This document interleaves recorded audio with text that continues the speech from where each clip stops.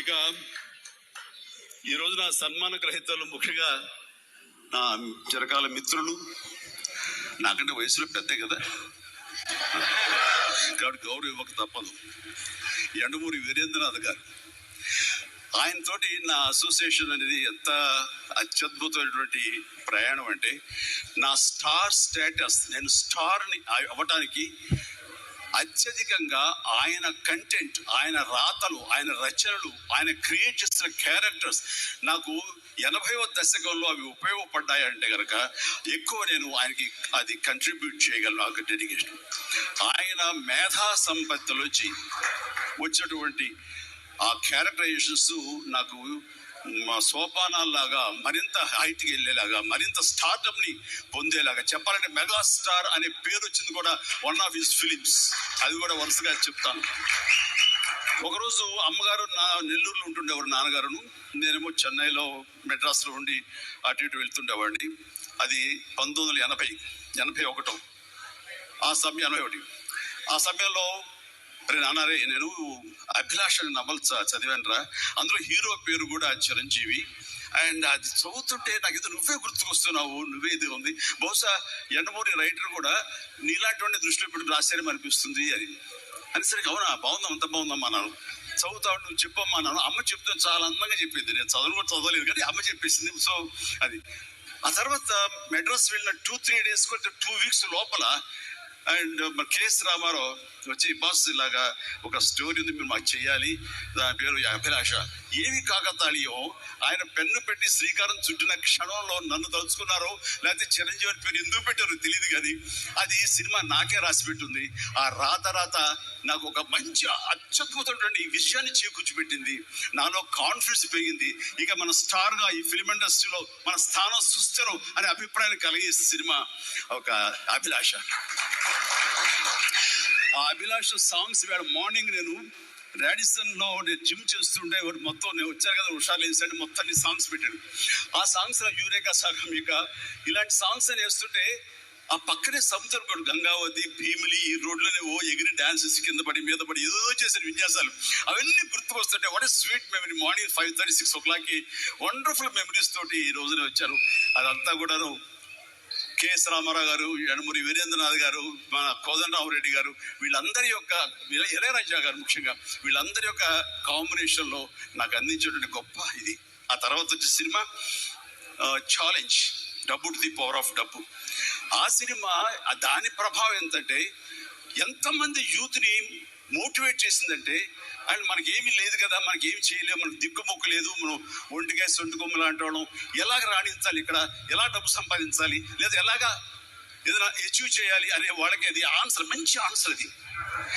And అది ఆ సినిమాలో నేను ఆ క్యారెక్టర్ చేసిన విధానం ఈ రోజుకి మీటింగ్ చాలా మంది చెప్తుంటారు, సార్ ఈ రోజున మీరు పెద్దవాళ్ళు అయ్యామంటే మాకు ఏమి లేని క్షణంలో, ఏమి లేని టైంలో మాకు ఛాలెంజ్ అనే సినిమా మాకు ఎంతో స్ఫూర్తి ఇచ్చినట్టుంటే వావ్ అంటే అది ఆయన బ్రెయిన్ చైల్డ్, కానీ బయట మా ద్వారా బయటకు వచ్చింది కాబట్టి ఎంతో క్రెడిట్ మేము తీసుకుంటాం. అంతే ఆనందం ఆయన ఎంత పొందారు, అంతే ఆనందం మేము పొందుతున్నాం. ఆ రకంగా వచ్చిన తర్వాత వచ్చే సినిమాలు మరణమృతం కానివ్వండి, అన్ని సినిమాలు ఇట్లా ఎన్నో సినిమాలు మనం లిస్ట్ చూసాం. ఆ సినిమాలన్నీ కూడా నాకు అంతటి పేరు ప్రఖ్యాతి తీసుకొచ్చింది. కాబట్టి నా యొక్క ఎదుగుదలలో, నా స్టార్డంలో ఆయన యొక్క నా సింహభాగం మా యండమూరి గారికి ఉంది. చాలా సంతోషం. థ్యాంక్ యూ యండమూరి గారు. తర్వాత ఇందాక ఒక మాట అన్నారు, అది కంక్లూడ్ చేస్తాను. నీ ఆటోబయోగ్రఫీ ఎవరు రాస్తున్నారని. ఆటోబయోగ్రఫీ అంటే నేనే కదా రాసేది అనుకున్నాను. నువ్వు ఎక్కడ టైం ఉంటుందిలే, నీవు చెప్పు, మేము ఎవరు రాసుకుంటాను, నీకేమైనా ఇంట్రెస్ట్ ఉందా, ఖచ్చితంగా చెప్తే రాస్తాను. నిజంగా యండమూరి లాంటి గొప్ప స్టార్ రైటర్ ఎవరు అన్నా ఒప్పుకోకుండా ఉండదు అనుకోండి, ఎవరు ఒప్పు తీరాల్సిందే. ఒకే ఒక స్టార్ రైటర్ ఎవరైనా తెలుగులో ఉన్నారంటే అది యండమూరి వీరేంద్రనాథ్ గారు. అలాంటి గొప్ప కలం, బలం, మేధస్సు ఉన్నటువంటి యండమూరి వీరేంద్రనాథ్ ఈ రోజున నా ఆటోబయోగ్రఫీ రాస్తాను అన్న మాట అనడమే నాకు ఎంతో ఉత్సాహాన్ని ఇచ్చింది. అందుకని ఇది ఎలాంటి అత్యద్భుతమైనటువంటి వేదిక. అండ్ మా వైఎల్పి గారి సమక్షంలో ఇది జరిగింది, ఇది జరిగి తీరుతుంది. ఆల్రెడీ ప్రాసెస్లో ఉందన్నాను కానీ దానికి కన్సాలిడేట్ గా కాంక్రీట్ గా లేదు. అండ్ యండమూరి గారు అన్నారు, మీ మాట చొప్పున అనేస్తున్నాను, ఇట్స్ కమిట్మెంట్ పబ్లిక్ లో. Done. Thank you very much. Right. ఇక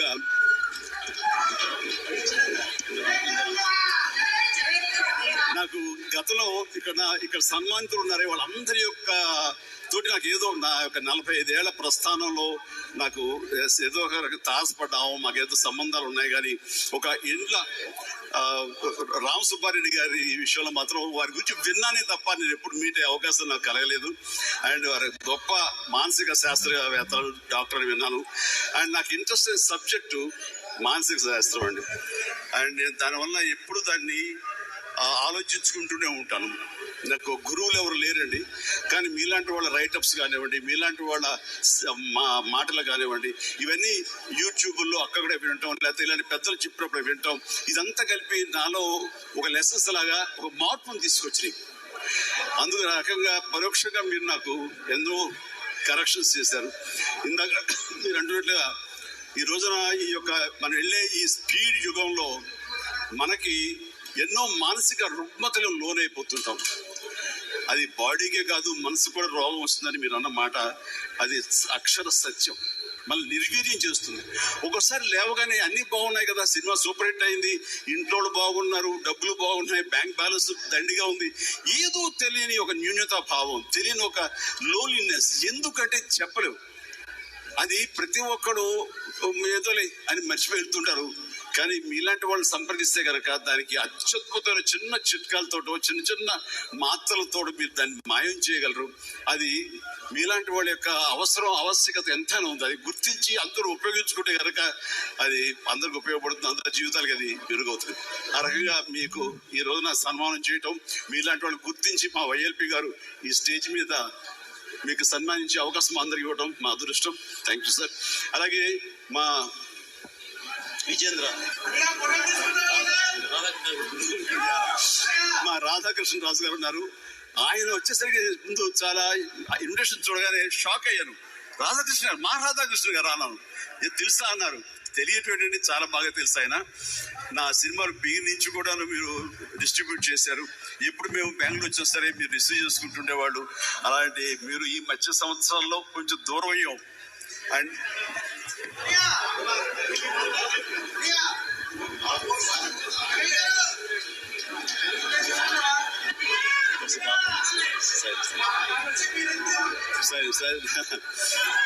సరే, ఆ రకంగా ఎన్నో సినిమాలు బిగినించి నా సినిమాల్ని కర్ణాటకకి పరిచయం చేసి కర్ణాటకలో డిస్ట్రిబ్యూటర్ చేసి నా ఇమేజ్ ఆంధ్రప్రదేశ్ తర్వాత కర్ణాటకలో నా ఇమేజ్ అది పెరిగింది.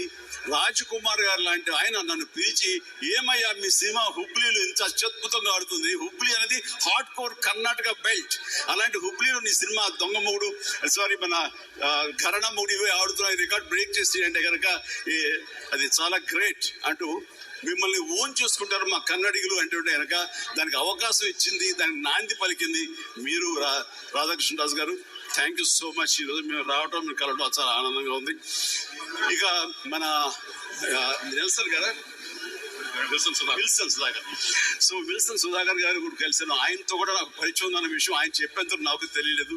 అలాంటి పర్యాటక నేను మంత్రిగా ఉన్నప్పుడు ఆయన పర్యాటన శాఖకు సంబంధించినటువంటి ఆయనకి పర్యాటనకి సంబంధం ఉంది.